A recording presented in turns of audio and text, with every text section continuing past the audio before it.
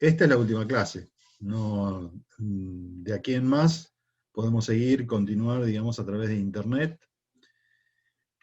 Nos comunicamos por el Facebook o por correo electrónico, me escriben, no hay ningún problema. Voy a estar acá, tengo muchísimo trabajo, así que no me puedo mover a ningún lugar. Y simplemente les recuerdo que el martes 22 de septiembre, ese es el día de la fecha de entrega final de la reseña o del trabajo final, para el caso de que quieran hacer el trabajo final. Acá me parece que no hay ninguno, son todos han dicho que van a hacer reseña. Y también les digo esto porque ya no nos vamos a ver así en grupo, ¿no? Aunque somos poquitos acá, pero como queda grabada la clase, por ahí los otros la ven, y si no la ven, lo hacen circular. Esto que les digo. Normalmente por ahí yo paso una hoja, mejor dicho, ustedes me pasan una hoja cuando hacemos las clases presenciales en la facultad y les pido que hagan una evaluación de las clases, etcétera, etcétera. Acá no lo podemos hacer, lo hacemos anónimo, acá no lo podemos hacer, pero si ustedes quisieran acercarme a alguna crítica constructiva, digamos, de las clases, etcétera, etcétera, bienvenidos sean. Esto no tiene nada que ver, no va a influir en las notas ni nada. Nada influye respecto, digamos, de las evaluaciones que uno puede ir haciendo. Quiero decir que para mí son bienvenidas porque uno no sabe, es un testeo, ¿no? Uno va midiendo, digamos, cómo va, si estás haciendo las cosas relativamente bien, qué se puede mejorar, etcétera, etcétera. También yo hago la autocrítica, así que nada de lo que me digan por ahí va a ser extraordinariamente nuevo respecto de lo que yo mismo me critico. Pero está bien, digamos, que ustedes me lo digan. Y bueno, por supuesto, adaptativo no se los exijo, ¿no? Bien, eso para como cuestiones generales eh, a tomar en cuenta de aquí en más. Durante las vacaciones me pueden seguir escribiendo, me pueden consultar, no hay inconveniente, eh, porque estamos obviamente en este proceso de construcción de las reseñas, ¿no es cierto? Y el objetivo es que lleguemos al 22 y terminen bien. Ese 22, digamos, es la fecha límite, pero ustedes me la pueden entregar pasado mañana, si quieren, a la reseña. ¿Me explico? Porque entonces tengo más tiempo, voy a tener más tiempo para leerla y para mejorarla, si fuese necesario. Muy bien.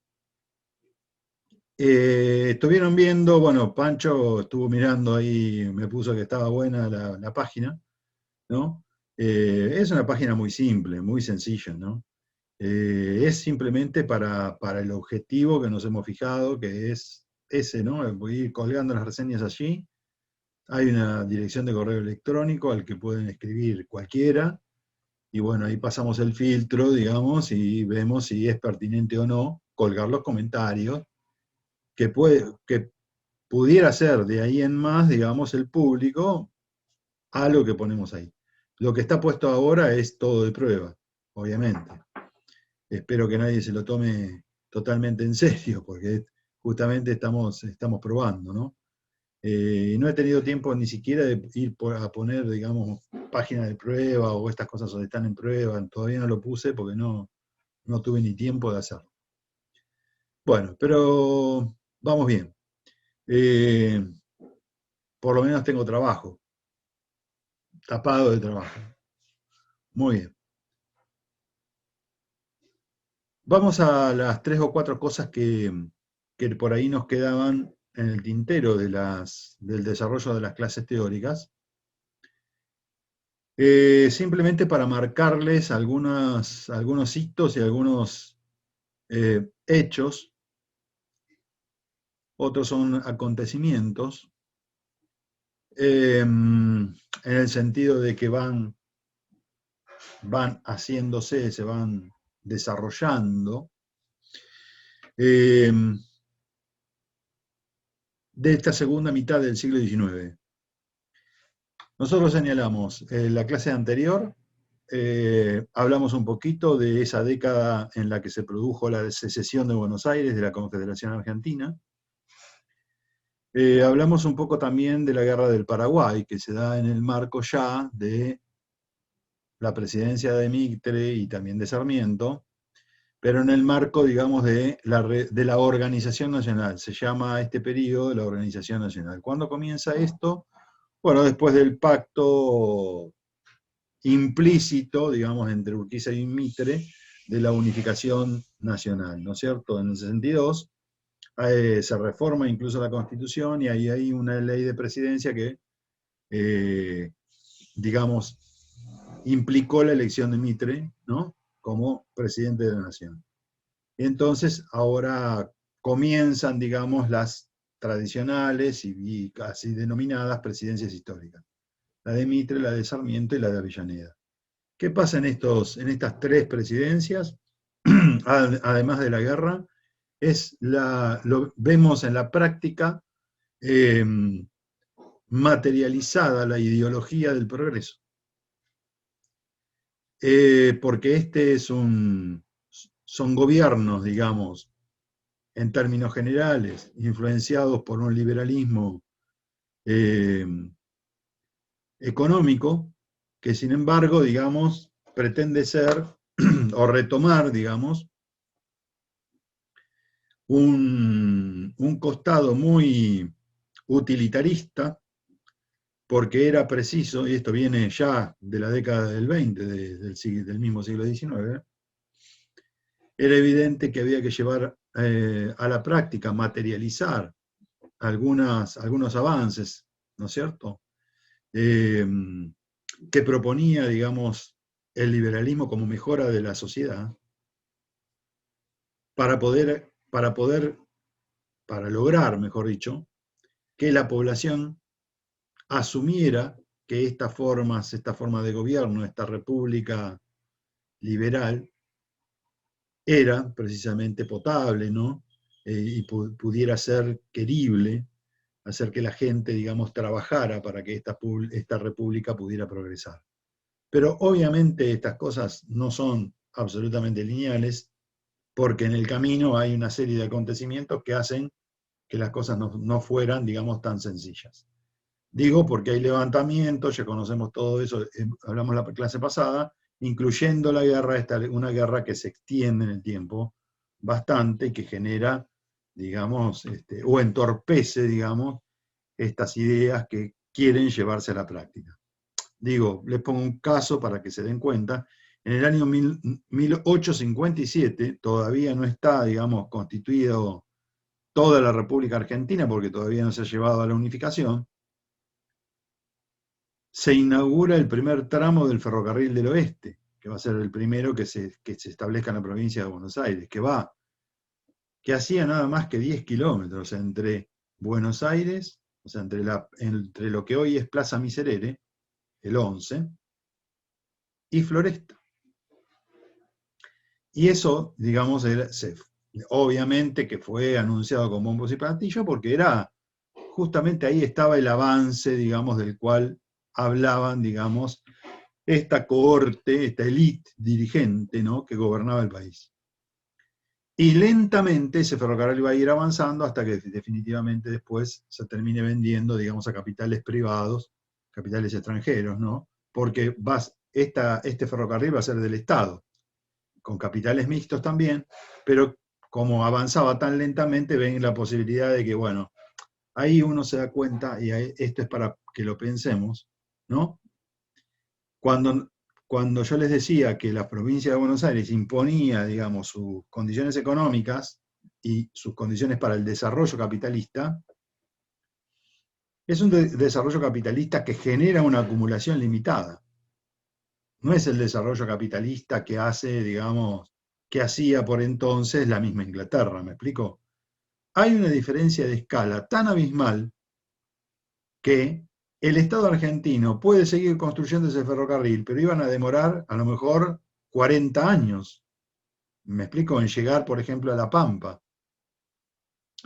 En cambio, convenía, digamos, asociarse con capitales ingleses o vendérselo, porque eso iba a avanzar rapidísimo, como efectivamente sucedió.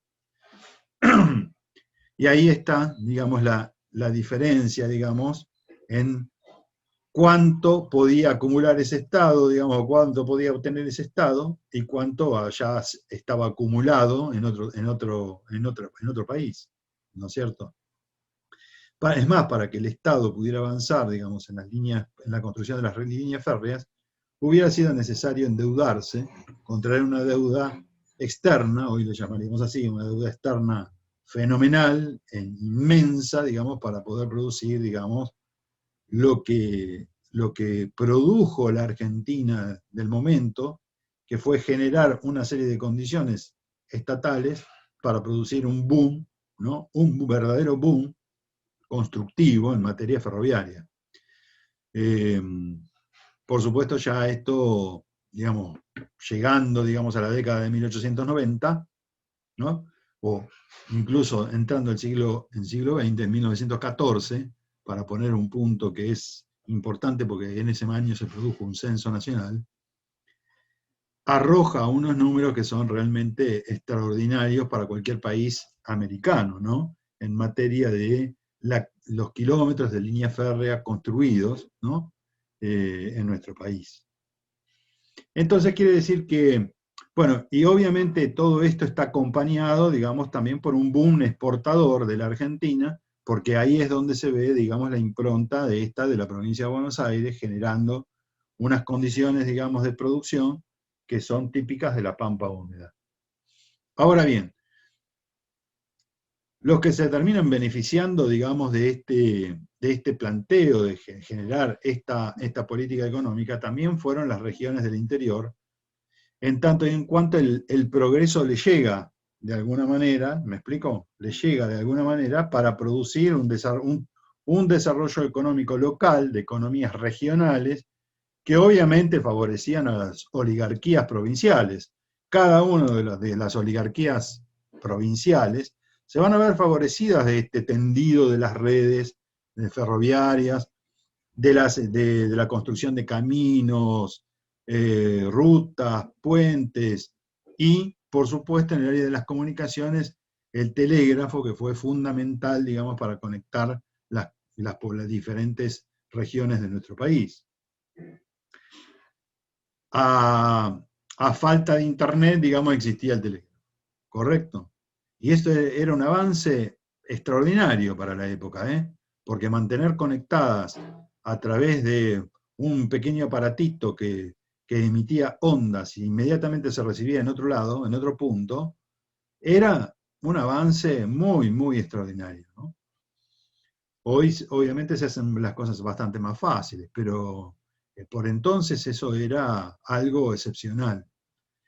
Tanto que el tendido de la red ferroviaria y el tendido de la red del telégrafo va a ser muy importante para que se materialice aquello que nosotros denominamos como conquista del desierto. Lo pongo entre comillas porque eso trae aparejado una serie de cuestiones que hay que empezar a discutir, ¿no es cierto? Discutir seriamente, no, digamos, plantear, digamos, eslóganes que terminan estando vacíos de contenido.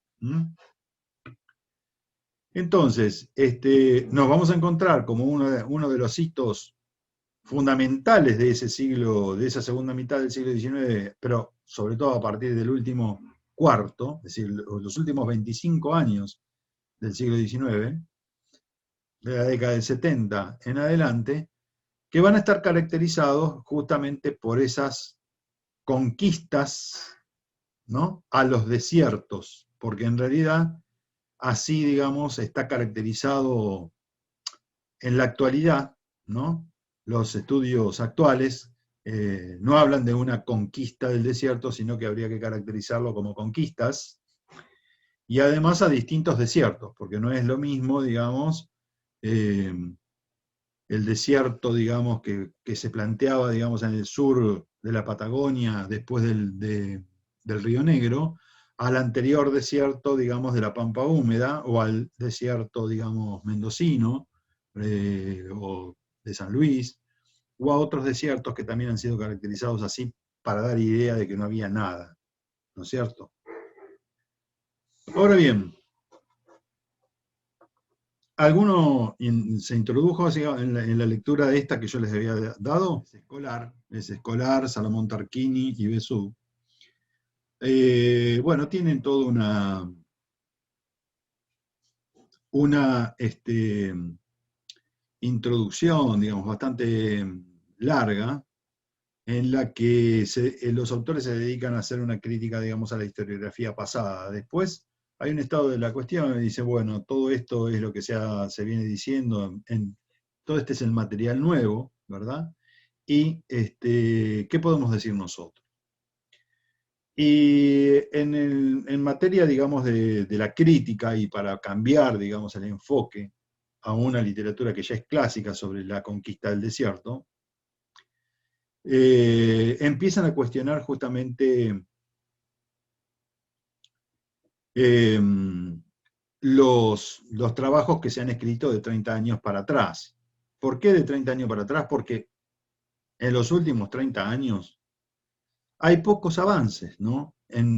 Hay pocos estudios referidos justamente a esta guerra que se sucedió, digamos, en varios años contra indígenas nativos de diferentes regiones del país, porque no fueron simplemente los indios de Pampa, Patagonia, los que se vieron, digamos, atacados y, entre comillas, conquistados, ¿me explico? O aplastados y exterminados.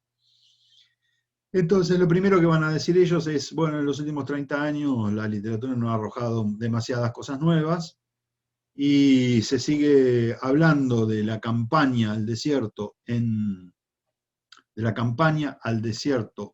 singular, cuando habría que hablar de campañas a los desiertos.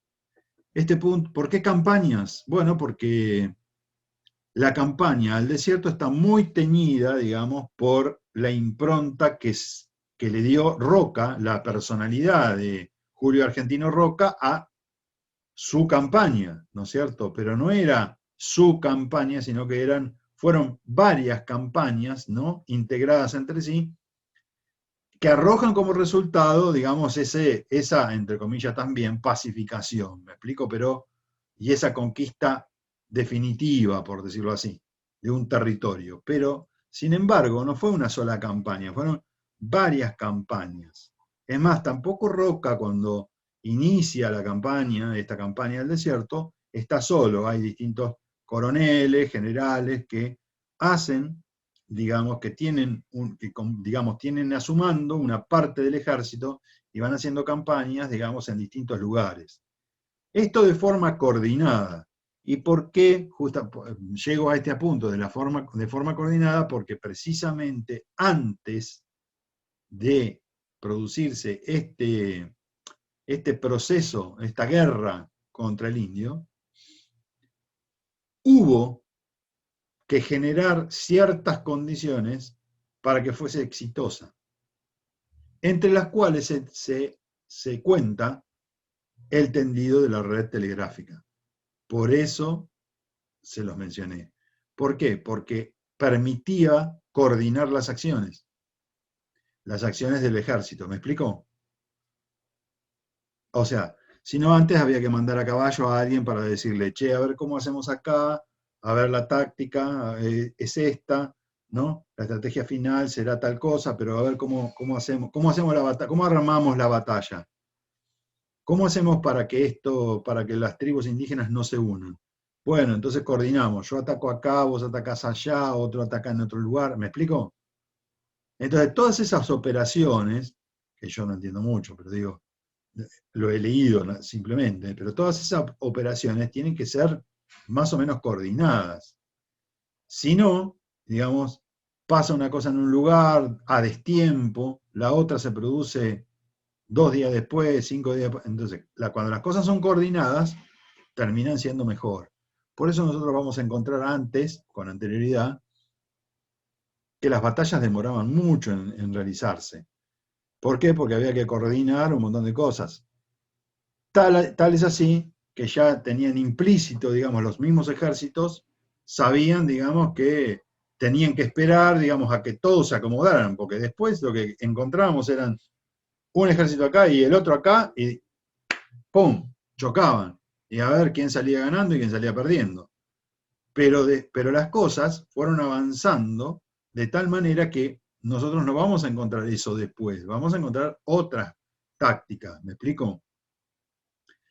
Y otra cosa que nosotros vamos a encontrar, que critica justamente los autores, es que esta guerra contra los indígenas han sido planteadas como la confrontación de dos ejércitos, así como les dije. Tenemos un ejército regular, profesional, etcétera, etcétera, y otro ejército armado, ya todo preparado y qué sé yo, más anárquico, con menos tecnología, etcétera, etcétera, pero ejército al fin, es decir, un ejército indígena y un ejército blanco, digamos, más profesional, pero dos ejércitos que chocaban, se generaban las batallas y allí, digamos, bueno, venía el exterminio, etcétera, etcétera. Esa imagen está completamente desvirtuada, no ha sido así, es completamente, no ha pasado esto no pasó. ¿Por qué? Porque justamente lo que vamos a ver en estos últimos 30 años, 40 años del siglo XIX es que no hay grandes batallas. No hay grandes batallas. Cuando se habla del exterminio, ¿no? Se habla de otra cosa, pero no de las grandes batallas en términos actuales, porque las muertes no se producen en esas batallas en donde se confrontan dos ejércitos compuestos de miles de personas. No lo hay. La pregunta es ¿por qué no? Una de las preguntas podría ser, y bueno, ¿y por qué no? Porque finalmente los indígenas también tenían una articulación entre sí, los caciques más o menos conversaban entre sí, digamos, pautaban determinadas acciones, pero ¿por qué no? Y finalmente hay otra cosa también que discuten los autores, y que es este asunto de los desiertos. Cuando se insiste, digamos, en plantear en la denominación, digamos, aun cuando se lo critique, los críticos a estas campañas al desierto, también, digamos, siguen utilizando el término. Y lo que hacen es, de alguna manera, seguir alimentando la idea del espacio vacío. Hay un espacio vacío, ¿no?, que se conquista. Y con esto se invisibiliza, ¿no?, la existencia de grupos indígenas asentados en el territorio. Es más, hay una cuestión más seria todavía que va a discutir no solamente estos autores, sino alguien que escribió mucho, ¿no?, sobre este asunto, que es Mónica Quijada. Uno de ustedes eligió hacer el libro, hacer la reseña de un libro de Mónica Quijada como compiladora. Son 3 trabajos en un mismo libro, que es excelente, es brillante. Está justamente digitalizado y está puesto en la cátedra. Y Mónica Quijada también cuestiona algo que es muy importante decirlo, y es cuestionar el término exterminio. Yo les preguntaría a ustedes por qué lo cuestionan, ¿no? ¿Por qué lo cuestionarían? ¿Se dan cuenta?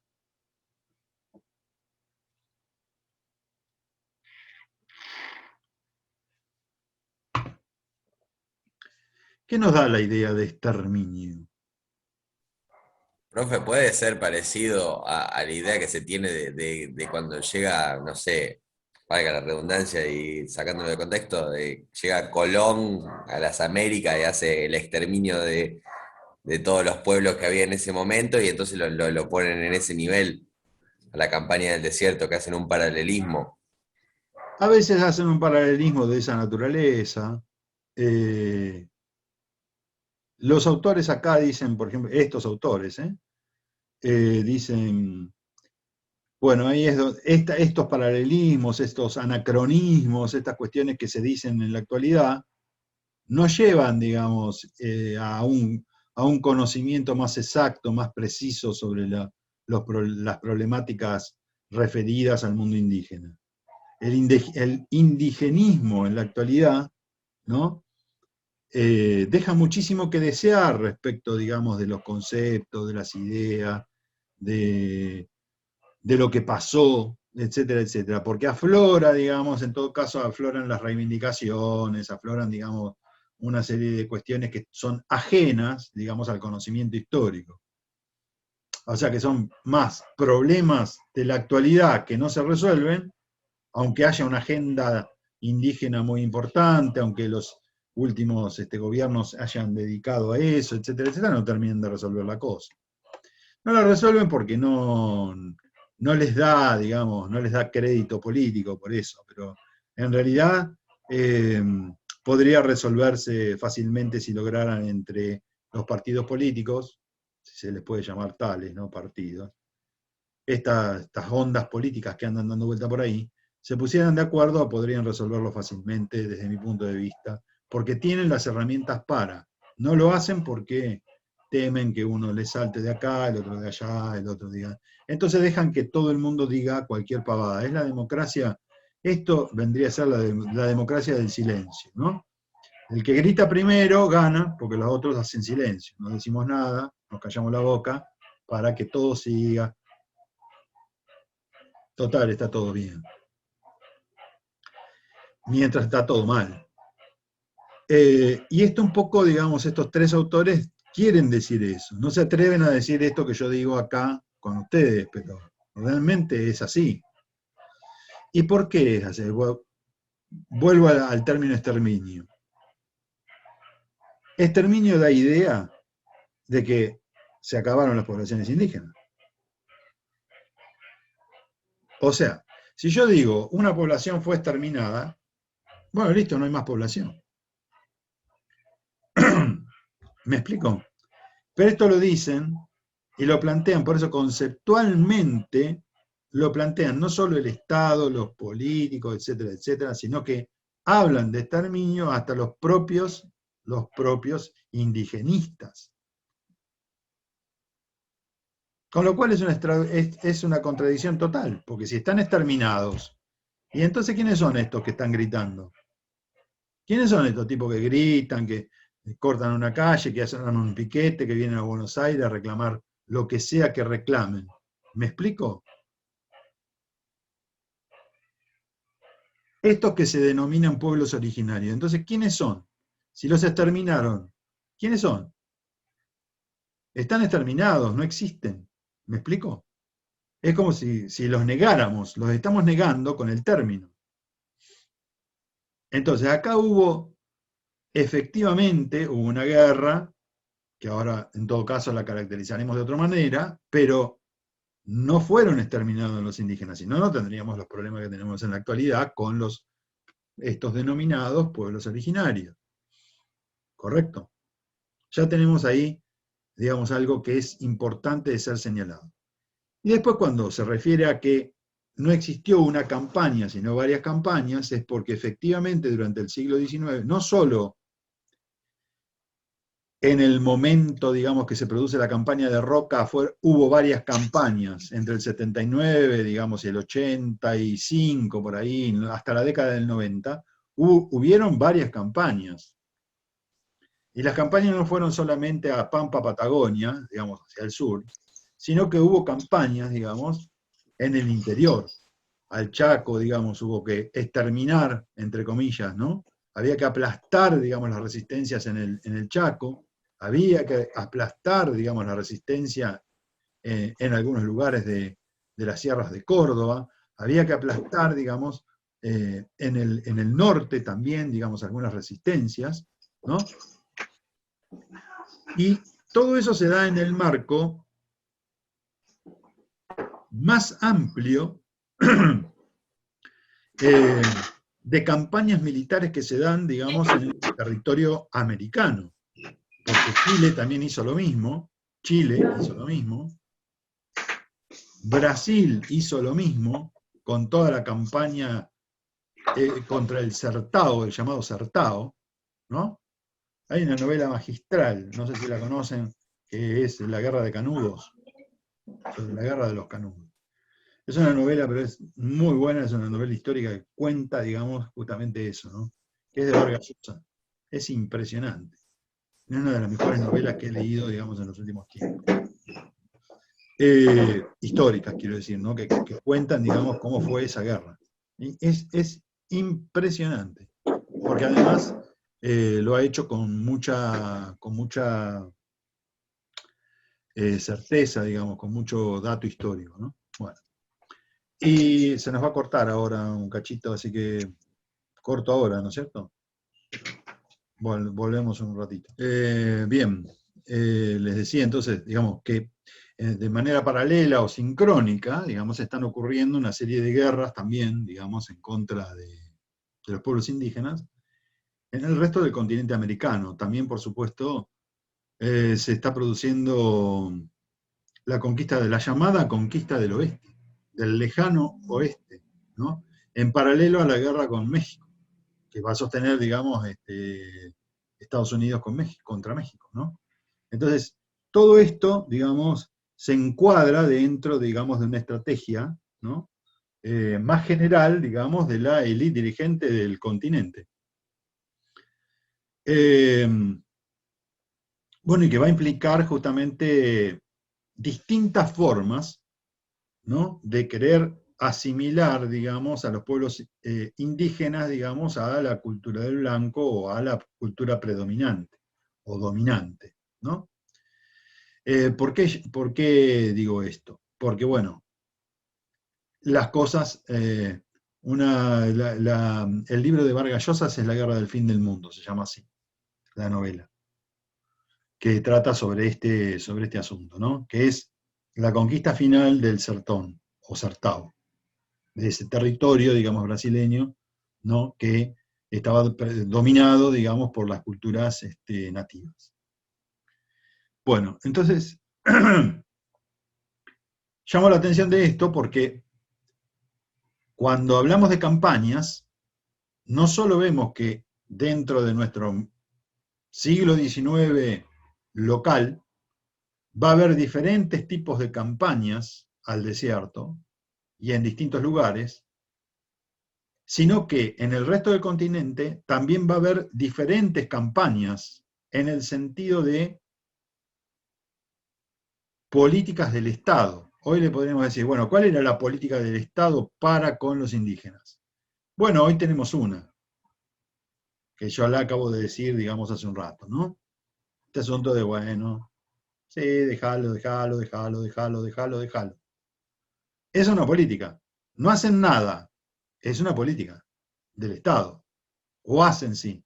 Dejan hacer, ¿no? En virtud de un par de leyes y dejan hacer. Ok, esa es una política de Estado. No hacer nada. Otra es, bueno, ¿qué encontramos entonces como política de Estado en las campañas del siglo XIX? Y vamos a encontrar la campaña de Martín Rodríguez, una campaña muy importante, y la otra va a ser la campaña de Rosas del año 33-34, digamos, que también va a ser muy importante. Y después vamos a encontrar, digamos, híbridos entre aquellas dos, ¿no? En el medio, y después del 50 vamos a encontrar híbridos de aquellas dos, grandes importantes, grandes entradas al desierto, ¿no? Campañas, etcétera, etcétera, y finalmente la campaña, digamos, de Roca. Nos olvidamos en el medio que una campaña, o mejor dicho, no una campaña, sino una estrategia, la estrategia del ministro de Guerra, Alsina, ¿no? Que es quien, digamos, desarrolla toda una estrategia muy articulada, que es la que va a provocar, digamos, entre comillas, el éxito de la campaña de Roca, ¿no? O de las campañas que se dan en tiempo de Roca. Entonces, ¿qué vamos a ver durante el siglo XIX? Que hay diferentes enfoques en las políticas públicas. Si nos remontamos, digamos, más atrás, incluso vamos a ver, digamos, que a mediados del siglo XVIII, miren lo que les digo, es por primera vez, digamos, cuando dicen, bueno, acá hay que hacer algo, digamos, con este mundo indígena que tenemos que nos acosa permanentemente, o de forma permanente. Hay dos cosas que ocurren, digamos, en ese siglo XVIII, que es, a mediados ya del siglo XVIII, no había más vacas cimarronas. Entonces acá, digamos, la ingesta, por decirlo así, tiene que ser modificada, la de los pueblos originarios, porque ya no hay más vacas para comer, para el consumo, para cazar. Y acá hay una competencia entre los pueblos nativos, ¿no? Y el blanco por cazar a las vacas cimarronas. Entonces, al haber esta competencia y exterminarse el ganado cimarrón, el ganado empieza a ser producido en las estancias coloniales. Y los indígenas, que ya no tienen, digamos, ganado que cazar, van a ir, digamos, a cazar las vacas del blanco, obviamente. Entonces, por eso se producen los malones, me explico, entre otras razones. Pero quiero decir, eso es un factor importante. Se llevaban ganado a 10.000 cabezas, 20.000, 100.000 cabezas, etcétera, etcétera, para poder subsistir, comerciar el cuero, etcétera, etcétera, y además consumir. Ahora bien, desde entonces en adelante se implementaron diferentes medidas. La más recurrente que vamos a encontrar en ese fines del siglo XVIII, también principios del siglo XIX, son estas entradas, digamos, al desierto, al denominado desierto, y, bueno, tratar de matar, digamos, la mayor cantidad de indios posible. Castigarlos, ¿no?, por los malones que iban produciendo.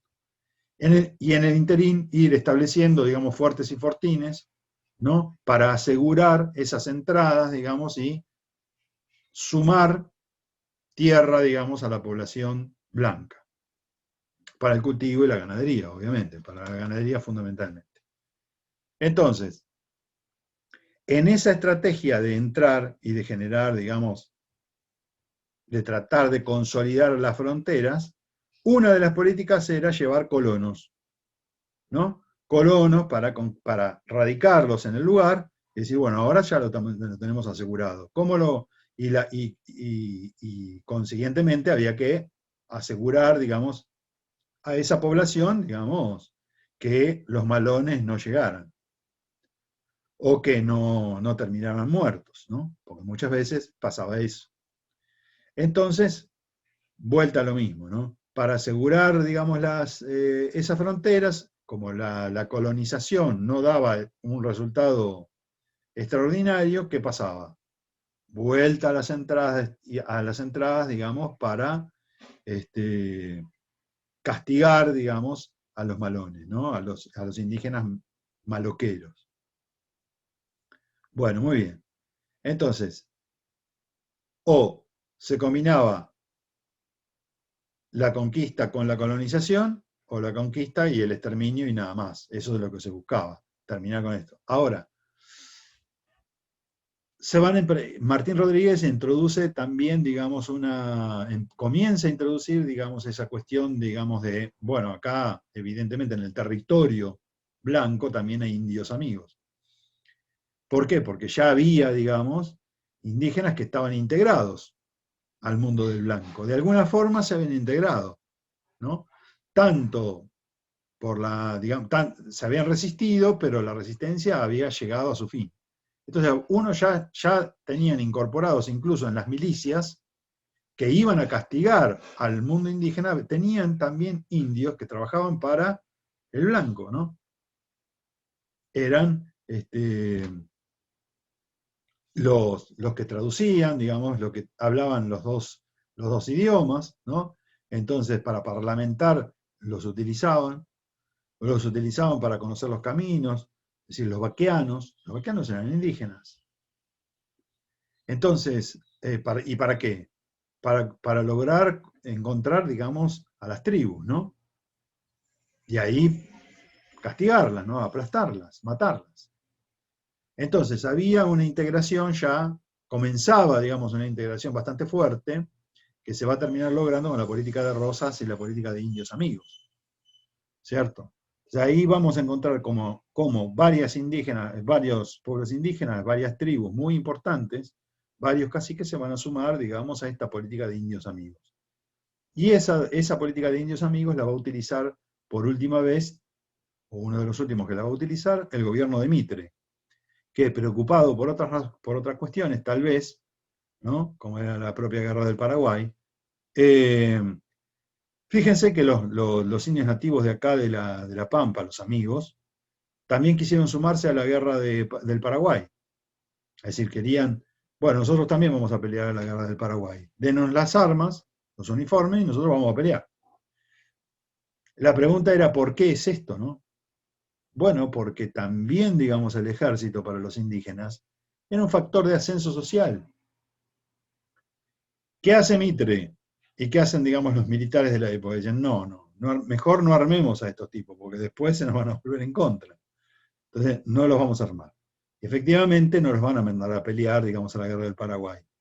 En cambio, otros indígenas de otras regiones del país, como podía ser el norte de Santa Fe, en donde estaban radicados los mocovíes, ¿conocen al pueblo mocoví? ¿Alguna comunidad cercana del pueblo mocoví? Bueno, les doy un dato. Han migrado los mocovíes, incluso han migrado acá cerquita nomás, en Berisso. Hay una comunidad mocoví muy importante. Esa comunidad estaba radicada, digamos, en el norte de Santa Fe. Y se han venido corridos por el hambre, la miseria, etcétera, etcétera, del norte de Santa Fe acá, ¿no? Viven en condiciones que son lamentables. Pero bueno, tenemos que imaginar las condiciones lamentables en las que vivían allá para que tengan, digamos, la idea de venirse a vivir acá, ¿no? ¿En qué época emigraron acá? ¿Se vinieron para acá? Mira, no te podría decir, pero es una comunidad relativamente joven. Ah, Quiero decir, a lo mejor tiene 20 años. Un poco ah, más. por eso, muy joven. Sí, Ah, sí. Radicados ah, acá, sí, es relativamente muy poco. reciente, ¿no? Así que podrán imaginar. ¿Saben cuándo esto se debe haber radicalizado? Cuando se produjo una sequía muy importante, pero muy importante, hace relativamente pocos años atrás, en la provincia de Santa Fe, en ese norte que ya de por sí es bastante árido, llueve poco, y se produjo encima que llovía poco, se produjo una sequía muy importante. Y eso los deja sin comer, los deja sin nada, Claro. los deja sin trabajo. No hay trabajo, no hay nada, ¿no? Y con todo, digamos, ahí ven por qué, digamos, la tendencia a venirse a las ciudades es cada vez más fuerte, ¿no? Es decir, también, digamos, alguna tendencia que podríamos considerar típica, digamos, de la idea de que del ascenso social, se le suma, digamos, otra que es esta tendencia producida, digamos, por la malaria, ¿no? Por la miseria, por la marginalidad, etcétera, etcétera. O las condiciones materiales de vida son tan tremendas que es preferible venir a vivir a algún lugar, ¿no? En donde también las condiciones precarias son terribles, pero son menos terribles que en su lugar de origen. Entonces, bueno, quiero decir que hay diferentes políticas de parte del Estado, digamos, para integrarlos o no, digamos. ¿Es necesario integrarlos o no? ¿Habrá que integrarlos o no? Algunas respuestas hubo de parte del Estado en estas presidencias históricas, puesto que vamos a encontrar incluso, digamos, unas comodidades, esto lo leerán después si tienen ganas. Pero hay algunas comunidades que se integraron a través de la obtención de la tierra, porque se la cedieron. Hay una comunidad bastante importante en 25 de Mayo, por ejemplo, en donde una de las escuelas lleva el nombre de su cacique. ¿Por qué? Porque fíjense lo que les digo, varios de los caciques querían mandar, o jefes menores, mandar a sus hijos al colegio. ¿Y por qué? Porque era un factor de ascenso social, y porque entendían, digamos, según ellos, ¿no es cierto? Entendían que este progreso iba a ser beneficioso para sus propias comunidades. Entonces quiere decir, digamos, que había, digamos, intentos por de asimilación. Por supuesto, esta era una realidad radicalmente distinta a muchas comunidades del norte, en donde las comunidades indígenas estaban plenamente integradas. Entonces, ¿qué va a hacer el Estado Nacional argentino? ¿Qué va a hacer el Estado Nacional finalmente, digamos, después de eliminar estas resistencias, digamos, que hubo? A Una través de... pregunta. Sí, Con Rosa una parte del presupuesto importante iba destinada a los indios, o sea, para darle ciertos bienes y ciertas cosas, lo que leí. sí, por supuesto. No solamente a la campaña militar de Rosas mismo, sino también, digamos, a mantener, digamos, a las poblaciones indígenas amigas tranquilas, ¿no? Es decir, Claro, eso había que darle ganado en pie, había que dar, digamos, y eso, todo eso estaba todo anotado, están es, las negociaciones, todo eso está escrito. claro. En el Archivo Histórico de la Provincia de Buenos Aires incluso hay muchas fuentes al respecto, ¿no? También, digamos, el gobierno de Mitre, ¿no? Llama a hay algo que es muy sencillo, ¿no? Se llamaba a licitación. El Estado llamaba a licitación y decir, bueno, necesitamos 100.000 cabezas de ganado. A ver, ¿quién las ofrece? Y entonces aparecían oferentes. Yo puedo vender 20.000, el otro 10.000, el otro 5.000, y así para llegar a las 100.000. ¿Me explico? Y el Estado le pagaba, digamos, al productor de las cabezas de ganado, y después eran trasladadas a las diferentes tribus, cada una de las cuales había pactado un número. Lo mismo hacían con las yeguas, los caballos. Digamos, el caballo era para pelear, en todo caso. Las yeguas se consumían, las mataban para consumo. Yerba, tabaco, aguardiente. En todas las negociaciones, por supuesto, los comerciantes, si podían engañar a los indígenas, los engañaban. Qué sé yo. A veces había revuelta de los indígenas porque las mulas transportaban, digamos, las vasijas, las barricas de aguardiente, ¿no es cierto? Y a veces la llenaban por la mitad. La otra mitad, digamos, las barricas estaban tapadas, ¿no? Entonces llenaban de la mitad para arriba. Entonces los engañaban los indígenas. ¿Qué pasaba? Ahí se armaba el tole-tole porque iba a haber, obviamente, guerra provocada por este tipo de cosas, por este tipo de engaño. Siempre hubo algún tipo de corrupción. Y la corrupción siempre es donde hay, digamos, dinero, hay corrupción, ¿no? Y donde no hay dinero, hay gloria. Así que estamos en la misma. Va a haber corrupción igual. El asunto es que hay que controlarlo, ¿no? Hay que hacer las cosas para que no pase. Entonces, bueno, obviamente, digamos, gran parte del presupuesto del Estado, provincial en este caso, digamos, iba ahí, iba a parar ahí. Y en otras regiones pasaba exactamente lo mismo. También, digamos, se destinaba muchísimo dinero, digamos, para mantener a los indios tranquilos, ¿no? Y si el blanco incumplía, digamos, los acuerdos, se levantaban. Esto era así de sencillo. No es que, como somos amigos, no me voy a levantar. No, porque en eso se jugaban, digamos, la vida. Así que, bueno, como les decía, hubo determinadas políticas, ¿no? Y el Estado, finalmente, ¿qué hace? Bueno, además de esta campaña, o estas campañas, que les leo, digamos, lo que dicen estos autores, ¿no? La caracterización de la guerra como evento social total, así lo caracterizan estos autores, ¿no es cierto? Es decir, ya no hay una guerra de ejércitos, no. Acá hay una guerra como evento social total. Atiende al modo en que la expansión sobre la Pampa y la Patagonia se articuló sobre redes sociales, políticas y económicas previas.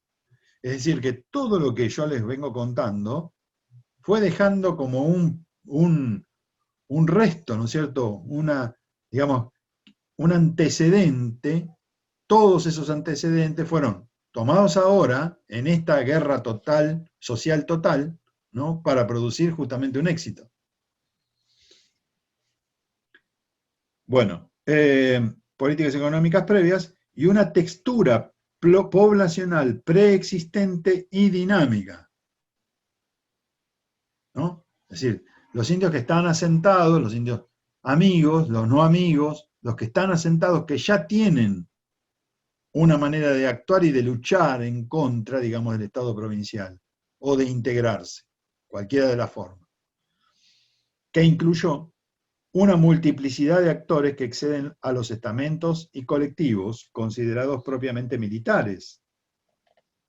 No es simplemente acá vinieron los militares, incluso incluyendo a los veteranos de la Guerra del Paraguay, que se integraron a estos ejércitos, ¿no? Y fueron fundamentales, porque estos venían ya, al ser veteranos, tenían, digamos, un training, digamos, tenían un ejercicio, eran más profesionales,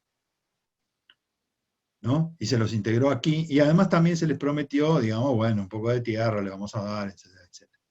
Podemos ir al Archivo Histórico de la Provincia de Buenos Aires, están los reclamos de algunas viudas y de algunos de estos soldados veteranos, al que les habían prometido tierra, por ejemplo, y no habían logrado nada todavía. Estamos hablando de la década del 80 larga. Valores y prácticas contradictorias o compartidas o en común.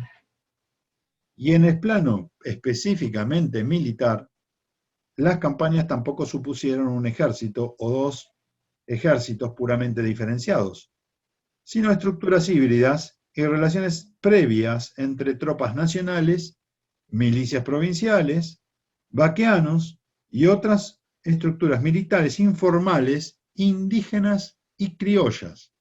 Es decir, todo esto intervino, digamos, en estas campañas, ¿no? Así que no, acá no hubo, digamos, creo que hubo un aprovechamiento de todos los recursos existentes por parte, digamos, de este enfoque, ¿no? De parte de este Estado, que quiere poner límite definitivo, digamos, a los malones, a este problema, entre comillas, indígena. Y lo primero que hace va a ser, justamente, utilizando todos estos recursos, también los recursos tecnológicos,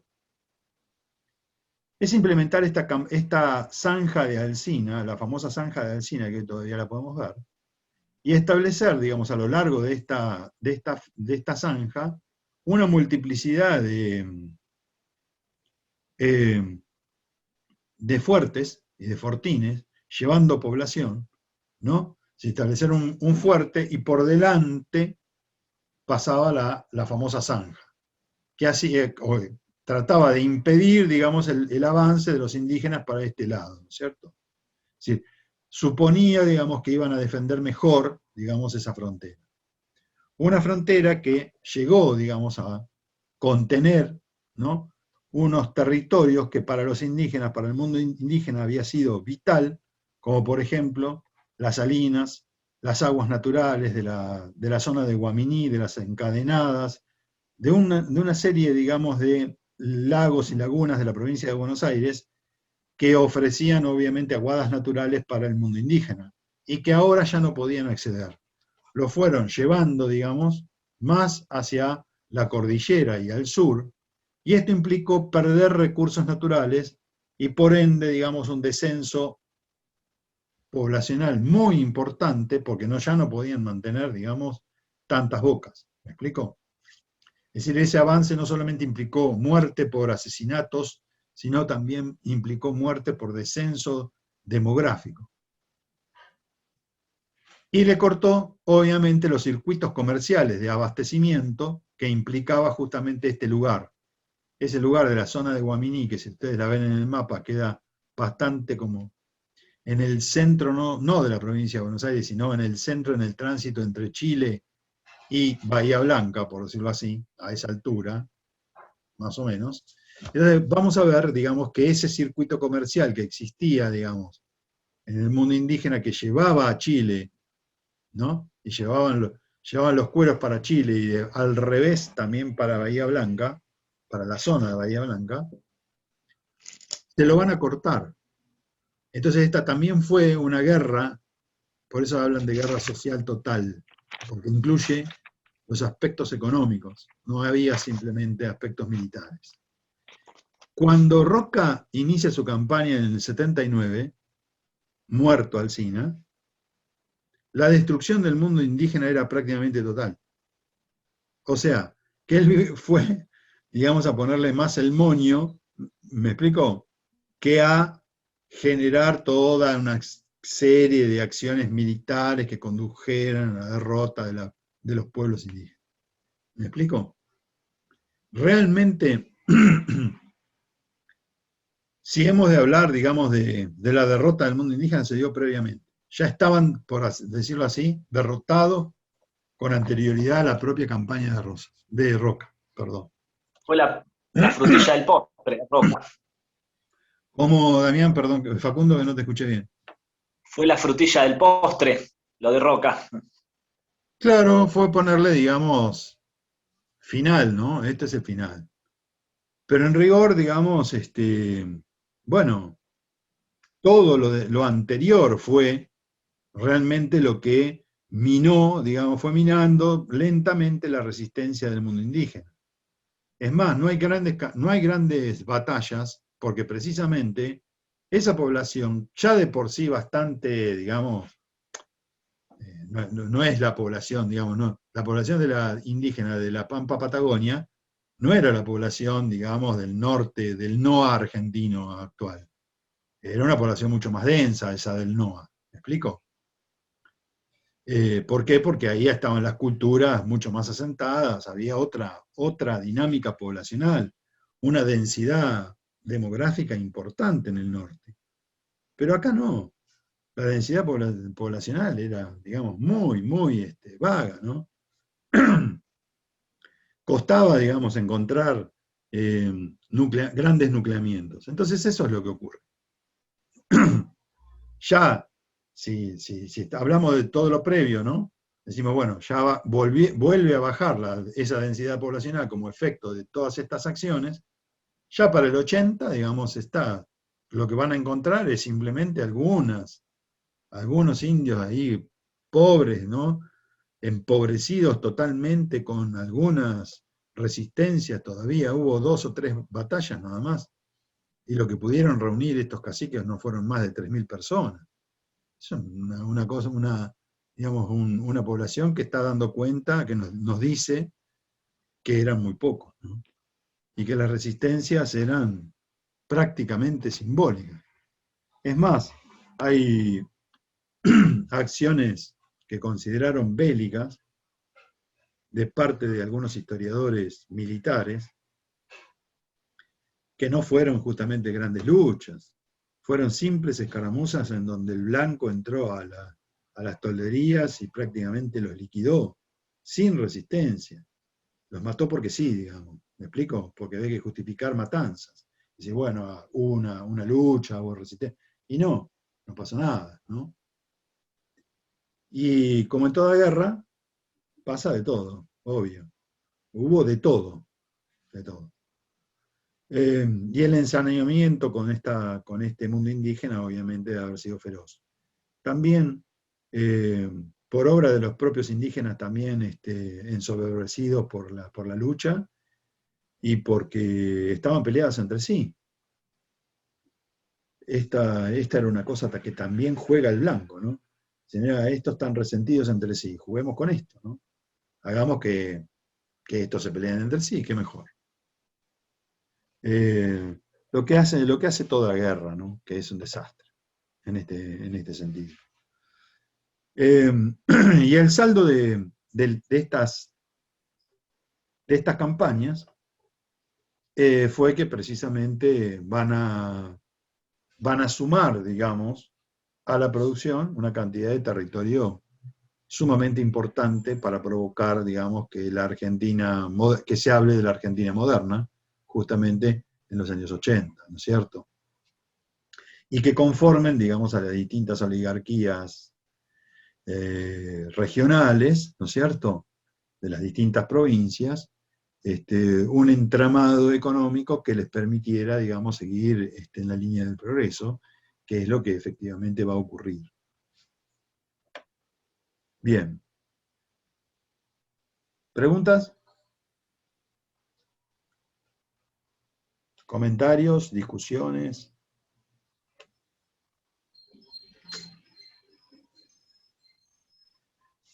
¿Nada? Bueno, nos vamos a quedar acá. Llegamos al Profe, final.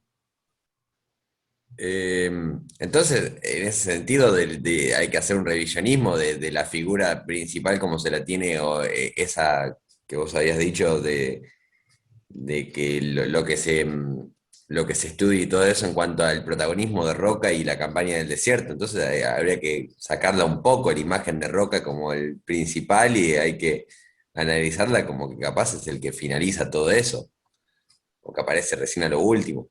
Claro, habría que ponerlo en otro sitio, ¿no? Digamos, está sobrevaluada la figura de Rosas porque él mismo se sobrevaluó. ¿Y por qué se sobrevalúa? Sencillamente porque él después va a entrar en una campaña presidencial.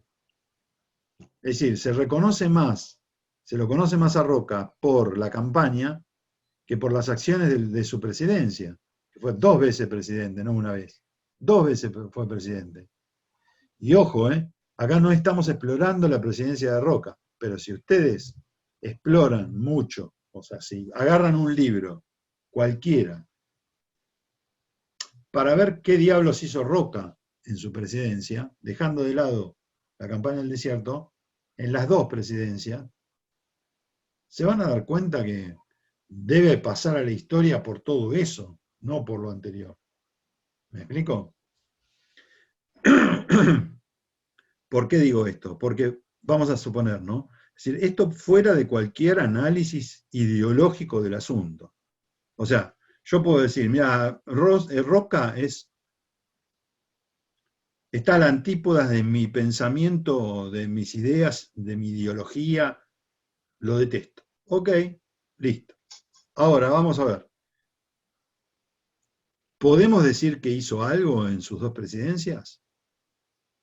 O sea, ¿hizo algo positivo para lograr, por ejemplo, la formación de un Estado nacional moderno? Y yo no puedo negar eso, no lo puedo negar. Si hablamos de la generación del 80, no de la generación del 37, no de Sarmiento. Si hablamos de la generación del 80, tenemos que hablar de Roca. Pero es indiscutible esto que yo les planteo. No de Sarmiento, que era de la generación del 37. Y no de Sarmiento digo porque estaba peleado con Roca. ¿Me explico? Porque Roca estaba ahí está, ¿ves? Roca, para Sarmiento, estaba en las antípodas de su pensamiento. No pensaba en lo mismo. Sin embargo, Roca materializa una serie de cuestiones que venían de la generación del 37, como la misma ley 1420, que es de Sarmiento. No sé si me explico. Entonces, los números de Roca son imbatibles, ¿eh? No podemos, son imbatibles. Los números, las estadísticas, las realizaciones, etcétera, etcétera. Es un momento, digamos, de una Argentina pujante que va para adelante, que se toma deuda, paga, no tiene problema, digamos. ¿Me explico? O sea, ¿para qué necesitamos crédito? Y porque para desarrollar Juárez-Selman, el gobierno de Juárez-Selman, que provoca, digamos, la crisis del 1890, ¿por qué se produce la crisis? Sí, porque el tipo se endeudó peor, digamos, tenía una política casi de Cavallo, digamos, Juan Domingo Cavallo, podríamos decir, ¿no? Totalmente aperturista, totalmente liberal, tomando crédito a lo loco, a lo pavote. Llega un momento que el crédito internacional se corta y nosotros tenemos que seguir pagando. ¿Cómo se hace eso? Imposible. Entonces se genera la crisis de 1890. Juárez Edelman, que era el cuñado de Roca, dicho sea de paso. Entonces va a volver Roca después. Va a poner otra vez las cifras más o menos ordenadas. Su lema, fíjense cuál era. ¿Lo saben? Paz y Orden, progreso. orden y administración. Ah, Paz y progreso también, digamos, pero será otra digamos, de las ideas, pero su lema era orden y administración. Impresionante. Pues, digamos, a diferencia de lo que era el Brasil, digamos, Brasil, ¿cuál es? Todavía la siguen teniendo en la bandera. Orden y progreso. Orden y progreso. Es muy positivista. Claro, totalmente. Y además vamos para adelante, vamos para adelante. Pero ¿qué es lo que se puede reconocer de todo eso? Que las obras ahí estaban, ¿no? Es decir, ¿a nosotros no nos basta eso? No, no nos basta. Pero están las obras, ¿no? Bueno, ahora podríamos haberle llenado de cosas a eso, ¿no? Y no fue mal. Piénsenlo en tiempos actuales, hasta la actualidad. O sea, ¿qué vemos de esa generación? Y todavía están los ferrocarriles. ¿Y qué vemos de esa generación? Y vemos el pasaje de Ardo Rocha. Vemos los símbolos, digamos, que teóricamente están marcando, digamos, ese progreso, ¿me explico? Lo vemos. Nos guste o no nos gusten, lo vemos. Están plantados ahí. Las escuelas normales nacionales están plantadas todavía en Junín, en Roque Pérez, en Mercedes, en 9 de Julio, acá en La Plata. Están los edificios, muchachos. Profe, a Dualde, después mí, Dualde, para ponerles un ejemplo, para decirles algo en concreto. Dualde en la provincia de Buenos Aires construyó una serie de escuelas. Vayan a las escuelas que están construidas por Dualde, Chapelota. No existen más prácticamente. Porque son edificios que sirven para pan para hoy y hambre para mañana. Mientras esas escuelas normales siguen todavía implantadas. ¿Me explico? Ahí está la diferencia. Me guste o no me guste, me la tengo que comer, muchacho, porque es así la cosa. Yo fui a una escuela normal en Junín y la verdad que son unos edificios monstruosos. Está el Colegio Normal Nacional al lado, pero son dos edificios imponentes. Yo fui a un colegio nacional también, que tratábamos de destruirlo por todos los medios, porque nosotros éramos unos vándalos. Lo queríamos hacer pelota, pero no lo logramos, porque era ese edificio. Si tuviéramos un edificio moderno, vamos y lo destruimos. Los hacemos puré, como nuestra facultad, que en cualquier momento, ahora está bárbara porque no hay gente. Vamos nosotros y la destruimos. Parece mentira, profe, pero es así. a mí lo que me resulta muy loco es lo del sistema ferroviario. Está hecho con una ingeniería que vos decís está hecho en 1880 y se extendió por todo el país. Pala y pico, muchachos. Claro, Pala y pico. Nosotros vamos, revisen, vayan a donde vayan, ¿eh? A donde las vayan. estaciones de trenes también. Impresionante. Vayan a donde vayan, fíjense lo destruida que están las cosas por abandono, porque nosotros nos hemos ocupado, digo nosotros, no yo ni ustedes, obviamente, pero quiero decir, en tiempos modernos nos hemos ocupado de destruir todo lo que se construyó en esa época. Nos guste o no nos guste, tenían una idea, digamos, una idea incluso latinoamericana. ¿Por qué iba el ferrocarril, digamos, por qué querían llegar hasta Bolivia y más allá? Pero será posible, era porque querían unir los países. ¿Y por qué iba el que pasa, el ferrocarril que pasa justamente por Junín? Iba hasta Mendoza y más allá quería cruzar Chile. Que lo vemos, ¿eh? Está ahí el ferrocarril, está ahí. Y porque tenían una idea de generar un conjunto, ¿no? Sí, tenían idea de la cabeza de un Mercosur tempranísimo, Uruguay, Chile. Y a nosotros se nos ocurre una idea peregrina, digamos, en pleno siglo XX, final del siglo XX, no el Mercosur y qué sé yo. Era una idea antiquísima de esta generación. De un desarrollo, por supuesto, de un desarrollo capitalista acotado, digamos, a esa visión. Después, la podríamos haber mejorado, podríamos haber dicho cosas mucho mejores. Lo destruimos los ferrocarriles, los cerramos. Y no solo eso. Si hubiese sido nada más que eso, bueno. En fin, tenemos muchísimo para trabajar para mejorar esto, ¿no? y no lo podemos hacer solos, así que habrá que laburar mucho. Bueno, gente, los despido entonces. Los voy a extrañar, espero que me extrañen muchísimo, ahora en las vacaciones también, digamos. Y bueno, no sé, que lo pasen muy bien, ¿ok? Y cualquier cosa me escriben, ¿eh? Voy a seguir estando acá. Cuídense Bueno, todavía. muchas gracias. Profe, muchas gracias. Bueno, Muy cuídense buenas las mucho. clases. Muy buenas las clases todas. Sí. Muy buena cursada.